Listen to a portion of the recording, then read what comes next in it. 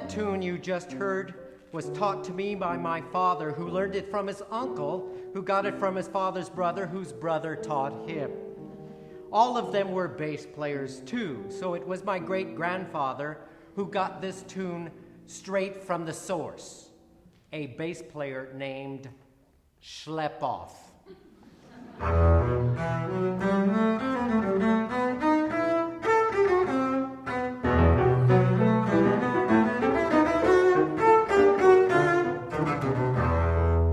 One summer day, Chekov was on his way to Prince Bibelov's country villa to play in celebration of the engagement of the prince's daughter. It grew unbearably hot. Chekov walked beside the river, carrying his instrument in its heavy leather case on his back, and thought, "The river beckons to me with its cool waters that flow so poetically.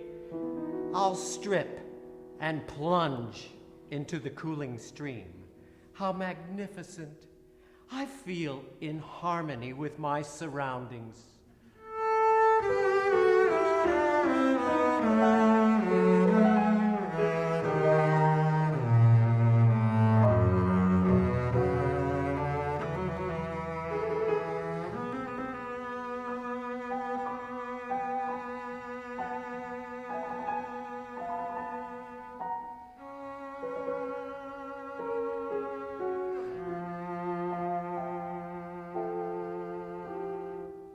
As he swam upstream, he beheld a beautiful young woman asleep on the bank with a fishing rod in her hand and the line and the float bobbing in the water.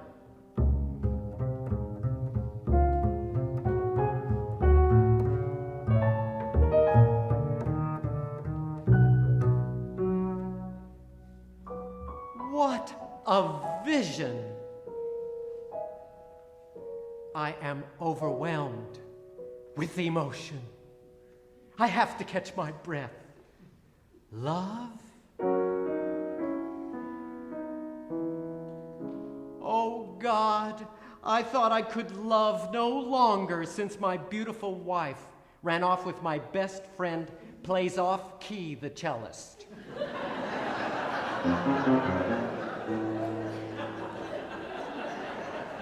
I often ask, what is life? What is it all for? Life is a myth, a dream, a puppet show, the senseless mumble of a madman. But now, oh my, love.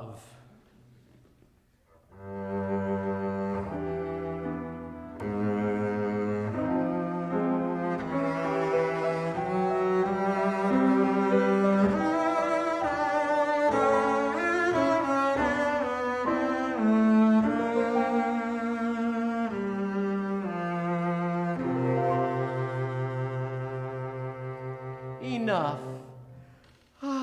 Farewell, sweet vision. It's time to continue to His Excellency's ball, but I will leave you a souvenir. I'll swim to the bank, gather water lilies and flowers, tie them up, and attach them to the end of your line, a bouquet from an unknown admirer.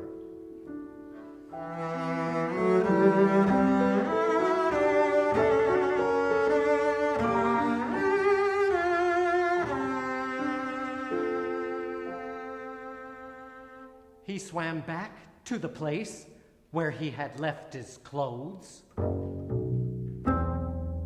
Some villains have stolen my clothes while I was admiring the fair creature. Everything is gone except my contrabass and my top hat. Curses, spawn of vipers, it is not so much the deprivation of my garments, for after all, clothing is but vanity, as the thought of my offense against the code of public decency. I can't possibly enter the Bibelov villa without any clothes. There will be ladies present. Ah, They have not only stolen my trousers, but also the rosin I had in my pocket. But wait, didn't I notice a bridge nearby? I could wait there and then make my way to the nearest peasant cottage under the cover of night.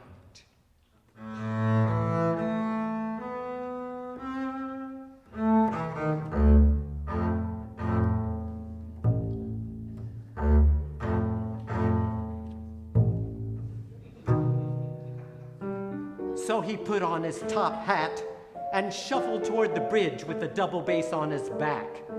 Naked, with his instruments slung over his shoulders, he resembled some ancient mythological creature. He reached the bridge and sat under it, plunged in deep despair.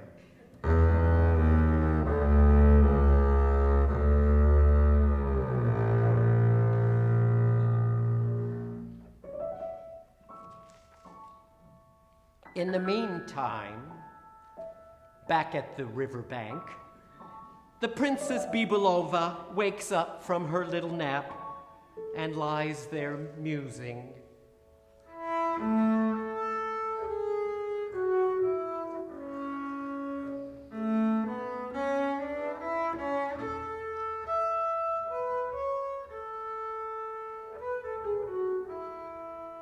The sound of the river is so soothing to my nerves that it put me to sleep. This morning my mother had warned me not to go on a long walk so that I would be fresh and on time for my big party. But there was so much noise and commotion, servants and cooks and decorators all over the place. The day is so warm and lovely that a short walk to the river has quieted the thoughts about my fiancé.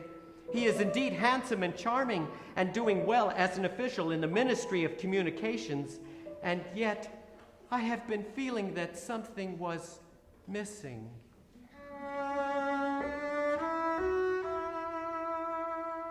What has happened? I can't see my float, and when I tug at the line, it only tightens. Either I have caught a big fish, or it has gotten tangled.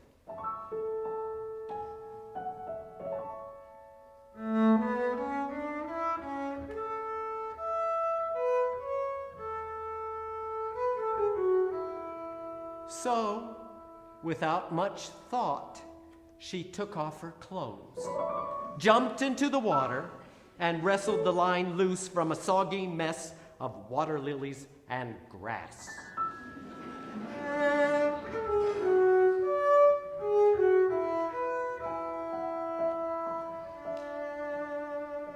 When she came out of the river holding the clean hook and line, she saw that her clothes were gone. Some horrible wretches had stolen them and left a can of worms where her clothes had been. She wept. What am I to do? Go home like this? No, never. I would rather die. I must gather my wits. I'll have to wait until dark, then walk to old Agatha's cottage and send her to the house for some clothes. In the meantime, I'll go and hide under the bridge. Bending low, she kept to where the grass was the tallest and crept in under the bridge. There, she saw the naked man with long flowing hair and a naked chest. She screamed and fainted. Chekov was equally shocked and frightened, but he didn't scream or faint. Are you a water lily? Are you a water nymph coming to seduce me? I know I have a certain attraction, but I'm flattered. Wait, nymphs don't faint. If you are not a sprite, who are you and why on earth are you here in this state? I'd better turn my back for modesty's sake.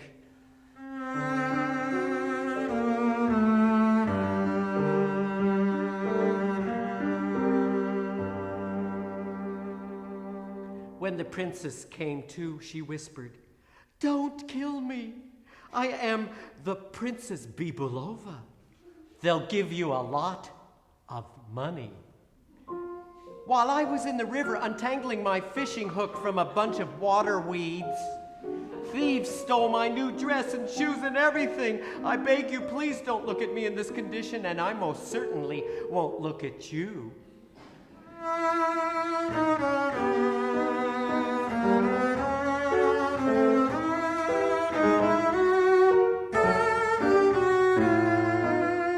Chekov replied, "My clothes have also been stolen. And the rosin I had in my trouser pocket as well." "Mademoiselle, I see that my appearance embarrasses you, but you must agree that it is impossible for me to leave this place for the same reason that it is impossible for you."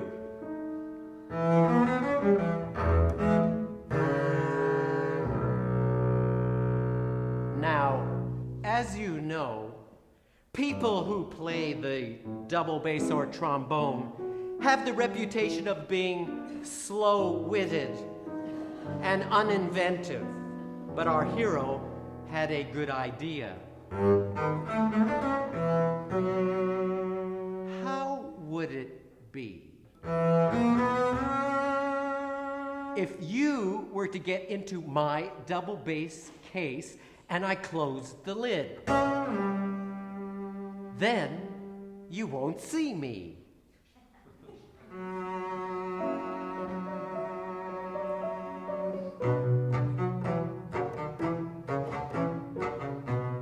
And he took his instrument out of its case, wondering if he were profaning art by using his case for this purpose. But as the princess lay down in the case and curled up in a ball, and he fastened the lid, he felt great pleasure that nature had endowed him with so much intelligence.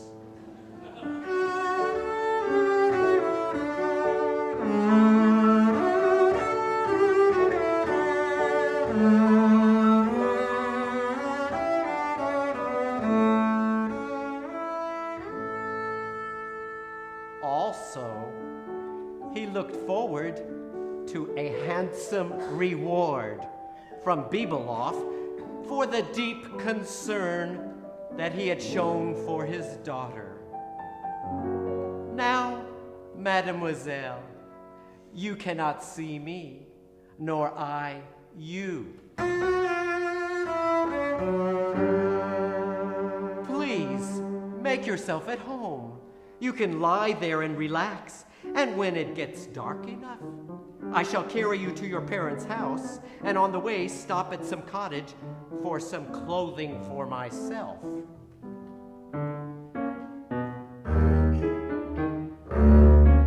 She heard the poor fellow grunting as he lifted her up and carried her along.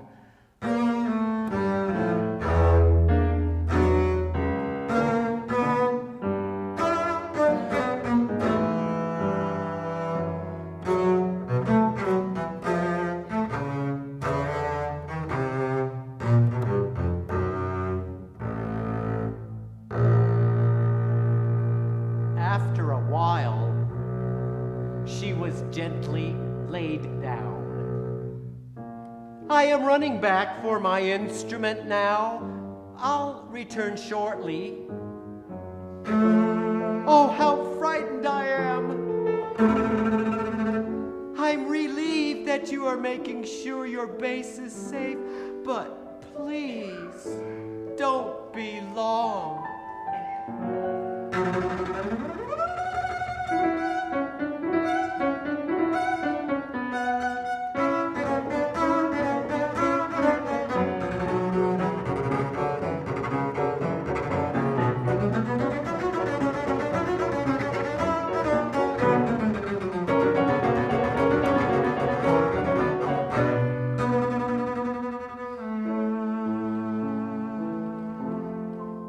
"Here I am, mademoiselle. prepare yourself for another ride.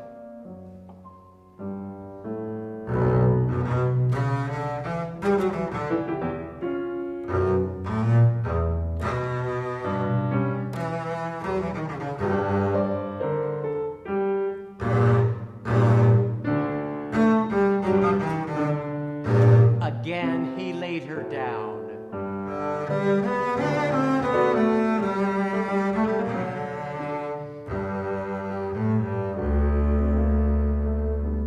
And now, I must retrieve my bass again. Farewell for now.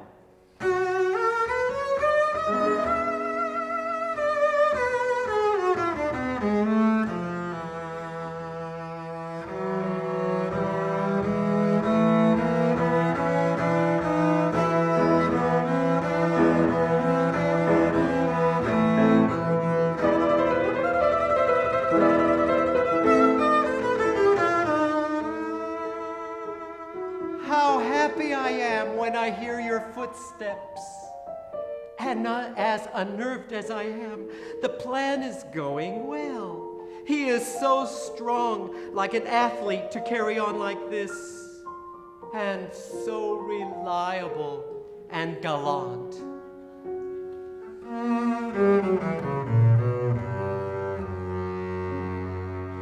He had just left his case with its valuable cargo and was about to go back again for his instrument when he saw two figures shrouded in darkness on the path ahead of him. They were carrying bundles of some kind. It had to be the thieves carrying their clothes. He yelled, "Stop! Stop! Thief!"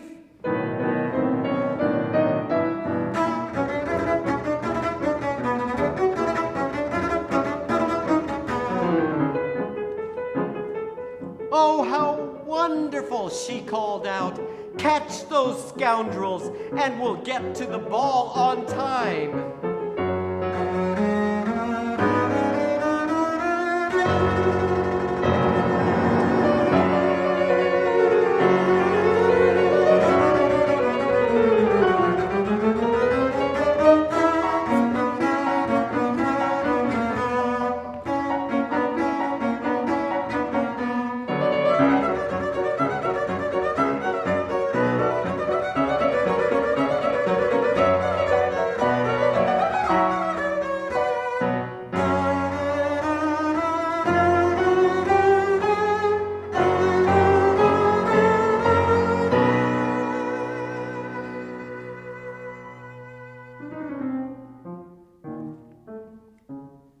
Then she heard unfamiliar footsteps drawing near, and the voices of two men.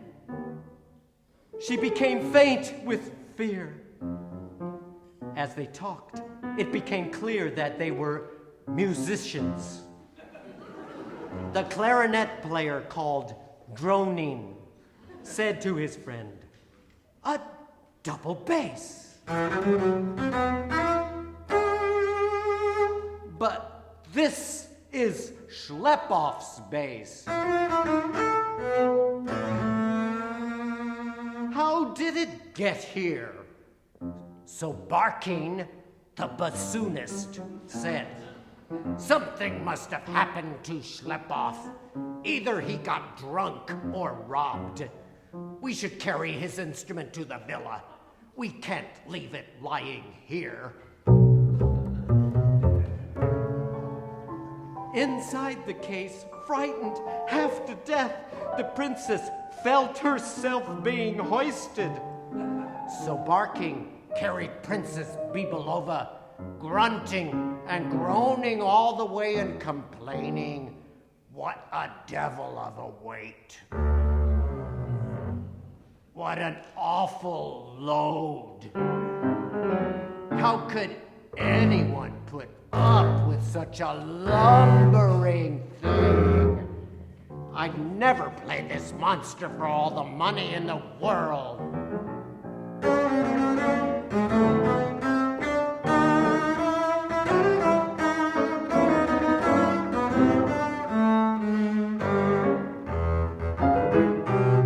He dropped her down roughly at the prince's villa. Slowly, she began to make out individual voices and listened as her fiancé, Sykophantov, talked to his friend, Count Tiplovich. When I was in Naples, I became acquainted with the fiddler Flamboyski, who could perform miracles on any string instrument. For instance, on a double bass, a common ordinary one, he produced such devilish trills, it made you shiver. He could play Strauss waltzes on the thing.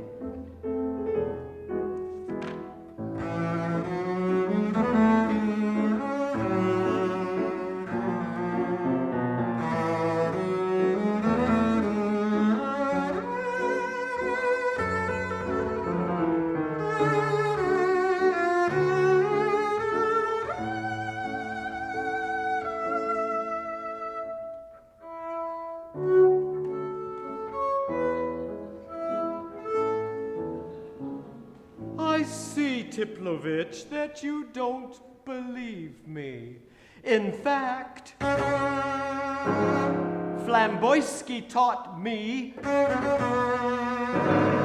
how to play Liszt's Hungarian Rhapsody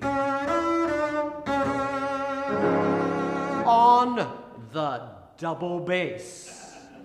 You don't think that it's possible? Very well. I'll prove it to you. Let's go over to the orchestra.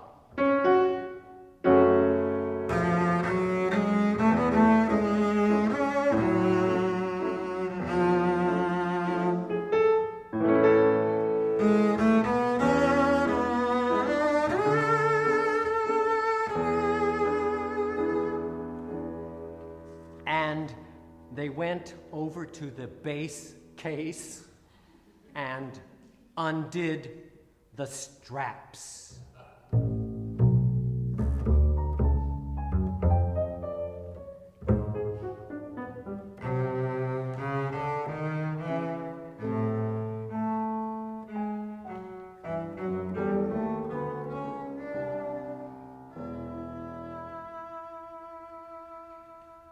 Well, back to Schlepoff.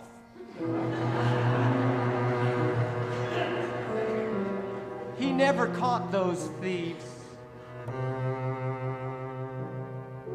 And when he returned to the spot where he had left his case with the precious burden, it was nowhere to be found.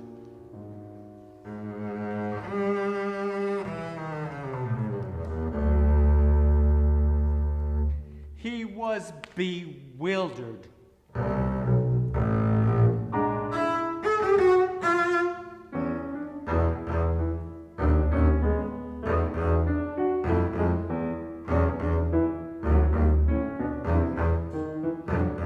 I have gone back and forth again and again, and she is nowhere to be found.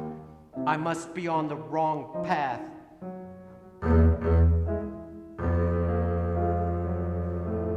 My blood runs cold. She'll suffocate in that case. I've murdered her. He tramped the roads till midnight, but in vain. Exhausted, he took his bass and retired under the bridge, vowing to look for her in the morning.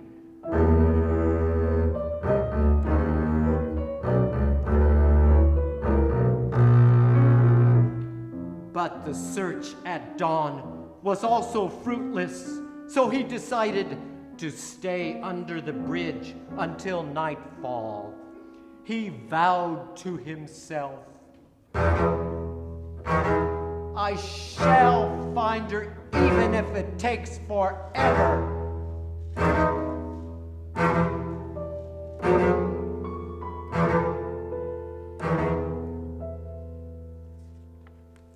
The princess married and often wondered about her bass player. He did not show up for the ball, and she never saw him again. That day seemed like a dream. Once in a while, she would walk to that little bridge to get away from it all, and sometimes she thought she heard a sweet, melancholy melody. She learned this tune and taught it to her husband, my great-grandfather, who played it on his newly acquired bass.